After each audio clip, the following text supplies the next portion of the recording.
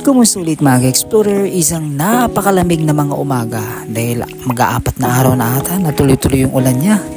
Ay, buti nga hindi pa kami nababaha pero nagre-ready na, pero medyo okay na yung panahon.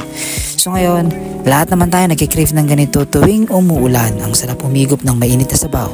So, na-stuck kasi itong mga videos na gumagawa sila nanay ng stock namin na Mickey.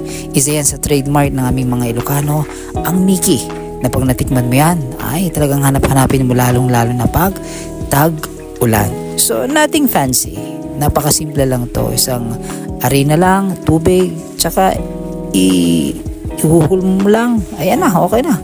Homemade kumbaga. So tinuruan ko mga pamangkin ko, so nag-stock kami mga explorer para at least pag darating yung panahon na nagkikrave ka at ganitong tag-ulan o may bagyo, ayan, meron na tayong gagawin instant na Mickey. Papatuyin mo lang yan sa araw at i-stack mo, matatagal na rin yan. At eto na nga, pwede na tayong humigop ng mainit-init na sabaw mga explorer, our homemade Mickey noodles. Gawa ng mga little doors ko, syempre ni nanay. So higop na tayo mga explorer. Ay, bye-bye!